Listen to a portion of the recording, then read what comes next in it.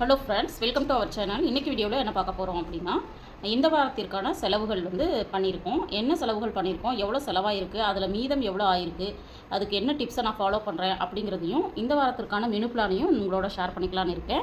வாங்க வீடியோக்குள்ளே போவோம். எப்போவுமே வாரத்துக்கு ஒரு நாள் பார்த்திங்க அப்படின்னா இந்த மாதிரி போயிட்டு மொத்தமாக காய்கறிகள் வாங்கிட்டு வந்துடுவோம். அந்த மாதிரி இந்த வாரம் என்னுடைய பட்ஜெட்குள்ளே நான் காய்கறிகள் வாங்கினேன்னா எவ்வளோக்கு வாங்கியிருக்கேன், மீதம் ஆணுச்சா அப்படிங்கிறத ஃபஸ்ட்டு நம்ம பார்த்துடலாம். இப்போ பார்த்திங்க அப்படின்னா நான் வெங்காயம் வாங்கியிருக்கேன். இது நம்மளுக்கு ஒரு கிலோ 2 கிலோ வாங்கணும் அப்படின்னா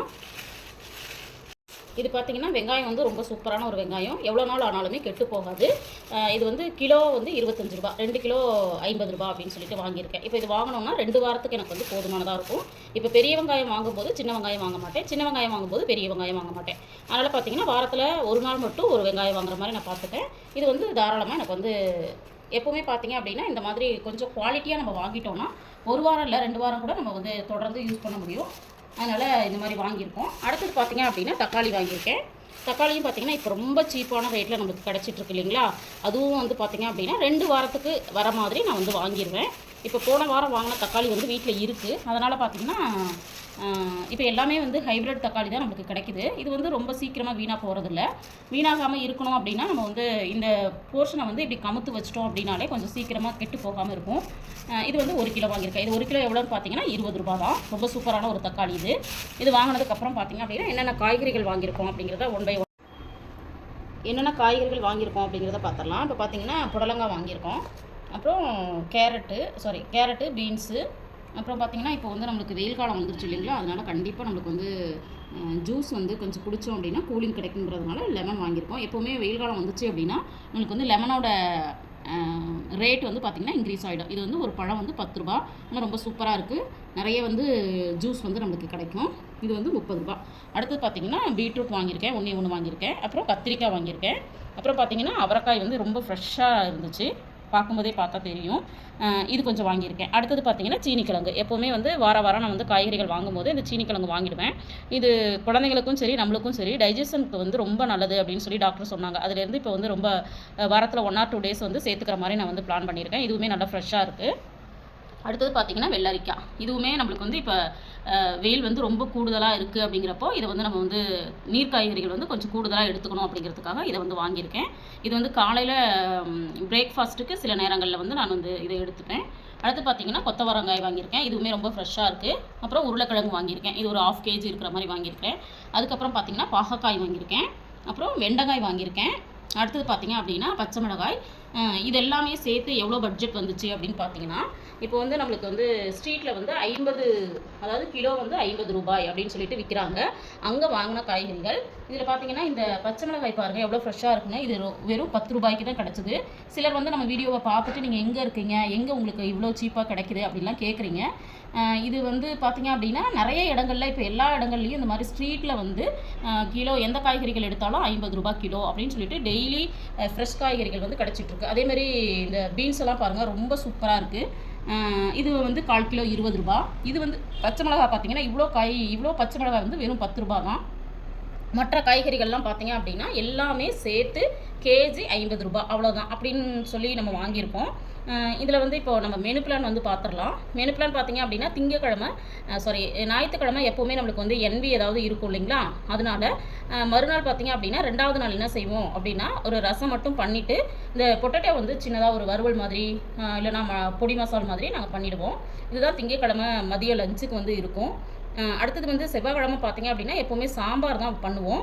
அந்த சாம்பாரில் இந்த தடவை என்ன பண்ணலாம் அப்படின்னா கதம்பா சாம்பார் மாதிரி வச்சிடலாம் அப்படின்னு சொல்லிட்டு. அதாவது ஏன்னா காய்கறிகள் இந்த வாரம் கொஞ்சம் கூடுதலாக வாங்கியிருக்கேன். ஏன்னு பார்த்தீங்கன்னா இப்போ குழந்தைங்களுக்கெல்லாம் எக்ஸாம் முடிஞ்சு லீவ் விட்டுட்டாங்க. இப்போ குழந்தைங்க வீட்டில் இருக்காங்க. அப்போ கொஞ்சம் நம்மளுக்கு காய்கறிகள் கூடுதலாக குழந்தைங்களுக்கு கொடுக்கலாம் அப்படின்னு சொல்லிட்டு காய்கறிகள் இந்த வாரம் கொஞ்சம் ஜாஸ்தியாகவே வாங்கியிருக்கேன்.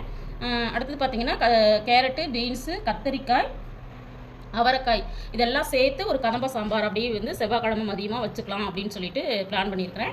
அதே மாதிரி இது பாகக்காய் ஒரு நாள் புதன்கிழமை அந்த மாதிரி புளிக்குழம்பு மாதிரி பண்ணிக்கலாம் அப்படின்னு சொல்லிட்டு. ஏன்னா பாகக்காய் நாங்கள் வீட்டில் குழந்தைங்க அந்தளவுக்கு எடுத்துக்க மாட்டாங்க. அதனால் ஒரு காய் மட்டும் போதும் அப்படின்னு சொல்லிட்டு வாங்கியிருக்கிறேன். இது பண்ணுற அன்னைக்கு பார்த்திங்க அப்படின்னா வத்தல் வடகம் அந்த மாதிரி மட்டும்தான் வச்சுப்போம். பொரியல் எதுவும் பண்ண மாட்டோம். அடுத்தது பார்த்திங்க அப்படின்னா புதன்கிழமை, அடுத்தது வந்து வியாழக்கிழமை. வியாழக்கிழமை பார்த்திங்க அப்படின்னா கண்டிப்பாக ஏதாவது ஒரு வெரைட்டி ரைஸ் வந்து கண்டிப்பாக இந்த வாரம் வச்சுக்கலாம் அப்படின்னு சொல்லிட்டு பிளான் பண்ணியிருக்கேன். அந்த வெரைட்டி ரைஸுக்கு இப்போது நம்ம என்ன பண்ணலாம் அப்படின்னா, இந்த மாதிரி அவரைக்காய் அல்லது வந்து கொத்தவரங்காய் வந்து வறுவல் பண்ணிக்கலாம் அப்படின்னு சொல்லிட்டு பிளான் பண்ணியிருக்கிறேன். எப்போவுமே பார்த்திங்க அப்படின்னா நம்ம காய்கறிகள் வந்து வாங்கினதுக்கப்புறம் நம்மளுக்கு வந்து மெனு பிளான் பண்ணும்பொழுது கொஞ்சம் ஈஸியாக இருக்குது அப்படிங்கிறதுனால இப்போலாம் நான் என்ன பண்ணிடுறேன் அப்படின்னா, காய்கறிகள்லாம் வாங்கினதுக்கப்புறம் வந்து மெனு பிளான் வந்து பண்ணிக்கிறேன். ஒரு 10 மினிட்ஸ் எடுத்து நம்ம மெனு பிளான் பண்ணி நோட் பண்ணி வச்சிட்டோம் அப்படின்னா, நம்ம வந்து வாரம் ஃபுல்லாக ஃப்ரீயாக டென்ஷன் ஃப்ரீயாக என்ன பண்ணலாம் அப்படின்னா சமைக்கிறதுக்கு நல்ல வாய்ப்புகள் இருக்குது. இப்போ வந்து வியாழக்கிழமை முடிஞ்சிடுச்சு. அடுத்தது பார்த்திங்க அப்படின்னா வெள்ளிக்கிழமை வந்து இந்த வாரம் நான் வந்து புடலங்காய் வச்சு கூட்டு பண்ணிக்கலாம் அப்படின்னு சொல்லிட்டு பிளான் பண்ணியிருக்கேன். கூட்டு பண்ணிவிட்டு வெண்டைக்காயை வந்து வறுவல் மாதிரி பண்ணிக்கலாம் அப்படின்னு சொல்லிட்டு பிளான் பண்ணி வச்சுருக்கிறேன். அடுத்தது சனிக்கிழமை பார்த்திங்க அப்படின்னா எப்படி பிளான் பண்ணுவோன்னா, என்னென்ன காய்கறிகள்லாம் மீதம் இருக்கோ அதை வச்சு ஏதாவது ஒரு குழம்போ அல்லது சாம்பாரோ ஏதோ ஒரு விஷயங்கள் பண்ணிக்கலாம் அப்படின்னு சொல்லிட்டு சிம்பிளாக நான் வந்து பிளான் பண்ணியிருக்கேன். இப்படி தான் வந்து ஒவ்வொரு வாரமும் நான் பிளான் பண்ணியிருக்கேன். இப்போ இந்த வாரத்தோட பட்ஜெட் பார்த்திங்க அப்படின்னா காய்கறிகளுக்கான பட்ஜெட் அப்படிங்கிறது 350 ரூபாய் அப்படின்னு சொல்லிட்டு பிளான் பண்ணியிருக்கேன். நம்மளுடைய பட்ஜெட் பிளானிங்கை வந்து மாதம் பார்க்குறவங்களுக்கு தெரியும்.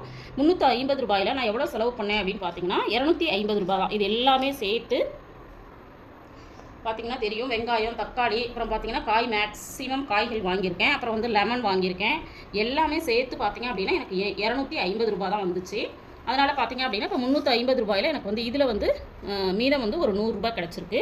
அதுக்கப்புறம் பார்த்திங்க அப்படின்னா இது ஒரு 70 ரூபா இந்த வாரத்திற்கான செலவில் மீதமானது. அது என்ன அப்படின்னு பார்த்தீங்கன்னா, ஸ்நாக்ஸ் வந்து குழந்தைங்களுக்கு வாங்குவோம் இல்லைங்களா, அது வந்து என்னுடைய பட்ஜெட் வந்து 250 ருபீஸு.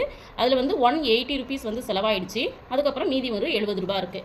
இப்போ இந்த 170 ரூபா அப்படிங்கிறத என்ன பண்ணலாம் அப்படின்னா, நான் வந்து உங்களுக்கு வந்து இந்த மாதம் வந்து இந்த மாதிரி பாக்ஸ் வச்சு தான் நான் வந்து சேவ் பண்ணிகிட்ருக்கேன் அப்படின்னு சொல்லிட்டு உங்களுக்கு வந்து சொன்னேன். மணி சேவிங் சேலஞ்ச் பண்ணிகிட்ருக்கேன் அப்படின்னு சொல்லிட்டு அதில் வந்து என்ன பண்ணிடுவேன் அப்படின்னா, அந்த வாரத்திற்கான செலவுகள்லேருந்து எவ்வளோ மீதமாகுதோ அந்த பணத்தை நம்ம என்ன பண்ணிடுவோம் அப்படின்னா, அப்படியே வந்து செலவு வந்து வேறு எந்த செலவுக்காகவும் அதை எடுக்காமல் அதை நம்ம சேமிப்பாக மாற்றும் பொழுது மாத கடைசியில் கண்டிப்பாக ஒரு குறிப்பிட்ட அளவு அமௌண்ட் வந்து வந்திருக்கும். இது வந்து பார்த்திங்க அப்படின்னா இப்போ வந்து ஒரு 15 டேஸ்க்கு மேலே, அதாவது 20 நாள் பக்கமாக நான் வந்து சேமித்தது. இதை இந்த மாதம் வந்து இதில் தான் நான் சேமிச்சிருக்கேன். இதை சேமித்து முடிச்சதுக்கப்புறம் மாத கடைசியில் நான் எவ்வளோ சேமிச்சிருக்கேன் அப்படிங்கிறத கண்டிப்பாக உங்களோட ஷேர் பண்ணிக்கிறேன். அப்பப்போ இந்த மாதிரி ஷாப்பிங் போகும்பொழுது இல்லது காலையில் எழுந்திரிச்ச உடனே ஏதோ ஒரு அமௌண்ட்டு அந்த மாதிரி பார்த்திங்க அப்படின்னா கொஞ்சம் கொஞ்சமாக நான் போட்டு சேர்த்து வச்சது. ஏன்னா இது ஒரு 20 டேஸாக நான் சேர்த்துருக்கிறேன். இதில் எவ்வளோ இருக்குது அப்படிங்கிறது தெரியல. மந்த் எண்டில் பார்த்துக்கலாம். மந்த் எண்டில் பார்த்துட்டு உங்களுக்கு வந்து நான் கண்டிப்பாக வீடியோவை ஷேர் பண்ணுறேன். நீங்களுமே பார்த்தீங்கன்னா இந்த மாதிரி ஏதோ ஒரு பாக்ஸோ அல்லது உண்டியலோ ஏதோ ஒன்று வச்சு உங்களுடைய செலவுகள்லேருந்து அப்பப்போ இந்த மாதிரி 5, 10, 20 உங்களால் எப்போ என்ன முடியுமோ அதை வந்து இப்படி போட்டு வச்சுட்டு ஒரு 15 டேஸோ 20 டேஸோ கழித்து பார்க்கும்போது கண்டிப்பாக உங்கள் கையில் ஒரு குறிப்பிட்ட அளவு அமௌண்ட் இருக்கும். நீங்களுமே இது வரைக்கும் ட்ரை பண்ணலாம் அப்படின்னா கண்டிப்பாக ட்ரை பண்ணுங்கள்.